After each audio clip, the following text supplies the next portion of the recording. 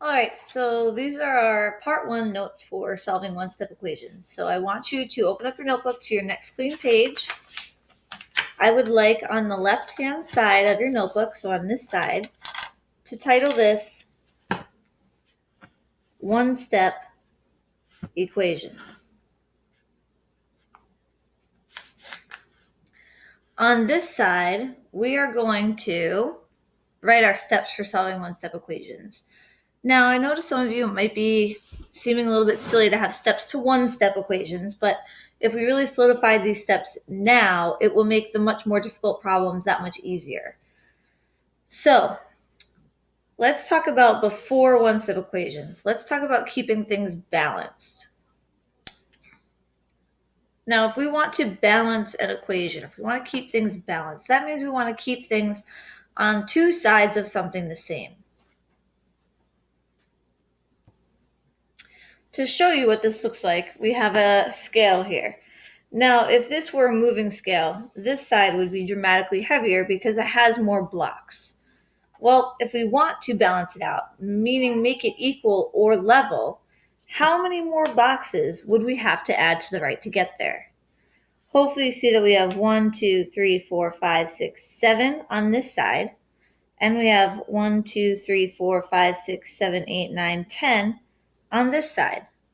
What would we have to add to the right to make them level? Hopefully you understand that we would have to add 3 in order to be 10. So the left-hand side equals the right-hand side. Now the same is true for equations. We can't just add, subtract, and multiply and divide stuff willy-nilly just because we want to or we want to get to the answer. We have to keep things balanced. Now, when it comes to two different sides of the equation, the two different sides of the equation are split by the equal sign. So we'll make a quick note of that. The equal sign splits an equation into two parts.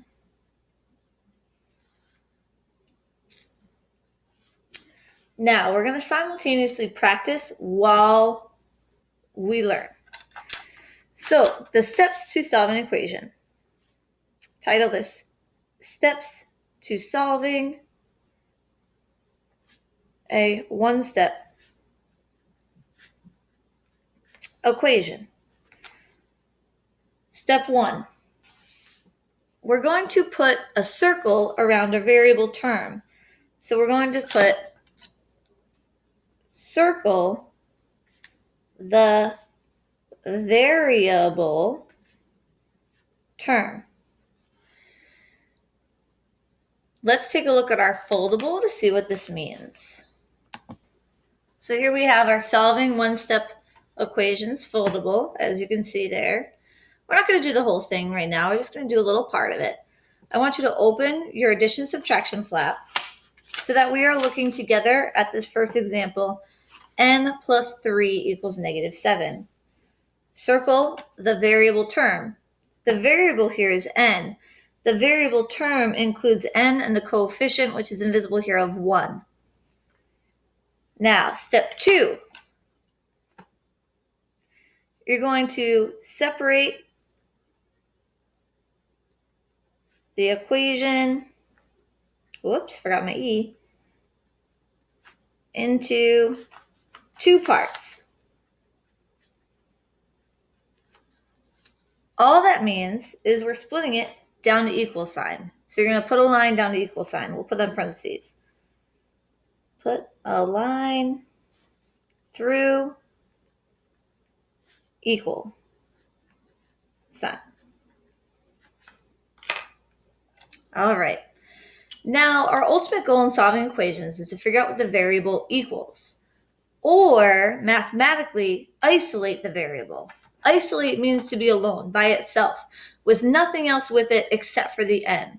So if you take a look on the left-hand side of the equation, what is here that can't be there if the variable needs to be by itself? Hopefully, you notice that this plus 3 exists, and it can't be there if I want the n to be by itself. So we need to get this plus 3 to drop out. Well, the only way I can get a positive 3 to drop out is if I cancel it out with a negative 3 to be 0. So I need to look at this plus 3, sorry about my cat, and say, okay, what can I do to plus 3 to get it to cancel out? Well, I can do plus 3 and I can minus 3 from that. That way these cancel out to be 0, leaving me with just the n on the left-hand side. Now remember, equations are like balances. Whatever you do to one side, you have to do to the other. So if I did a minus 3 to the left, I have to do the same exact thing to the right. So I have minus 3. So I have negative 7 minus 3, which becomes negative 10. Therefore, n equals negative 10.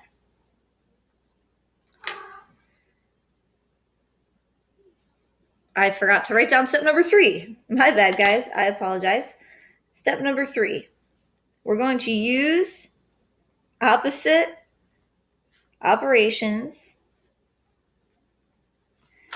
to isolate the variable. I apologize. I'm very tired. I'm just very tired. All right, let's take a look at another example. Let's look at the second example in our foldable. Right here, we have negative 6 equals m plus 3. So let's follow our steps. Step number 1, circle the variable term. So I'm going to go ahead and circle my variable term of m. Step number 2 says separate the equation into 2 parts. That is my equal sign. That is what creates my 2 parts. Now I need to identify what I need to get rid of in order to get the variable by itself, which is step 3. Use opposite operations. So let's look. Plus 3. The opposite of plus 3 would be minus 3. And whatever I do to one side, I have to do to the other. These cancel out, giving you 0, leaving you with just m. And then we have negative 6 minus 3, which gives me negative 9. Therefore, m equals negative 9. We'll do the next one together, and then I'll ask you to do the next 3 on your own. Let's take a look at this example. It says 5 plus h equals 11. When I circle the variable term here, I want you to realize that the sign in front of the h matters. It's a part of it as a term. So it gets circled with the h because it is part of the h term. That is extremely important, especially when we get into more complicated equations. So now we're going to follow step 2, split our equation into 2 parts. And now we're up to step 3. Well, if I need to get rid of this 5, I need to ask myself, is this 5 positive or negative? In this case, it's positive. Well, what's the opposite of positive 5? Negative 5 or minus 5. And whatever I do to one side, I need to do the other. So I need to minus 5 here. 11 minus 5 is 6. And I have the h left on the left-hand side. So h is 6. I want you now to try these next 3 examples right here. 1, 2, 3. So pause the video, give it a shot, and then when you unpause it, you can check your answers. All right, so let's do this. So we're going to circle our variable, drop a line through my equal sign. Going to use opposite signs to get rid of what's next to the variable, which is a minus 4. So I'm going to go ahead and add 4 to both sides, so these drop out to be 0. Whatever I do to one side, I do to the other, so plus 4.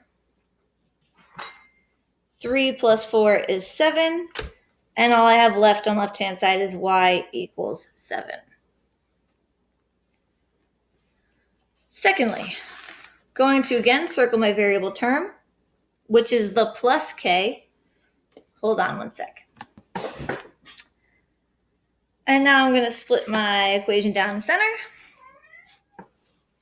And I need to get rid of what's with the plus k. In this case, it is a minus or a negative 6. The opposite of minus or negative 6 is a plus 6. So they drop out to be 0.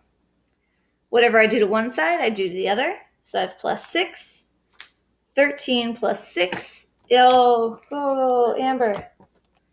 13 plus 6 is 19. And all I have left on the left-hand side is my k. So k equals 19. All right, final example. Circle my variable term of n, split my equation down the center, and I need to get rid of what's next to my variable, which is a minus 6. The opposite of minus 6 is plus 6. Whatever I do to one side, I do to the other.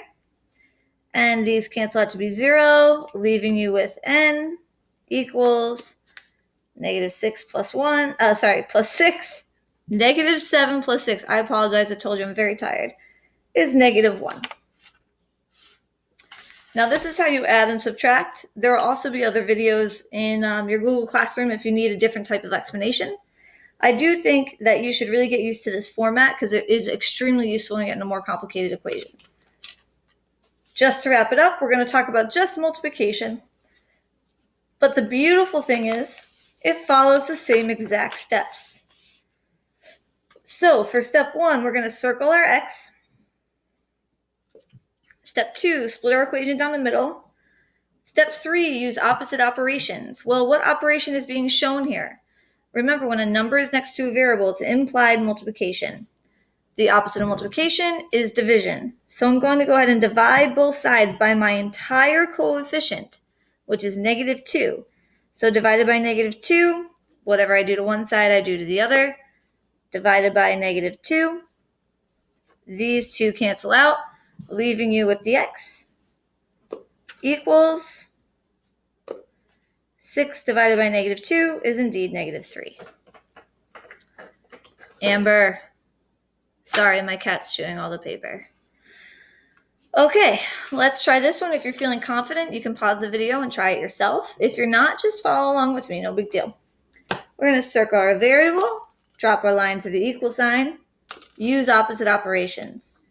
Again, the number next to the variable is implied multiplication. The opposite of multiplying is dividing. So I'm going to go ahead and divide both sides by 5. These cancel out. Whatever I do to one side, I need to do to the other. 20 divided by 5 is 4. And all I have left here is my g. So g equals 4. Now this one I specifically want you to try on your own. So pause the video and then turn it back on and see if you did it right. All right, step 1, circle our variable. Step 2, drop it down to equal sign. Step 3, use opposite signs. Again, this is multiplication. The opposite of multiplication is division. And we're going to divide both sides by our entire coefficient.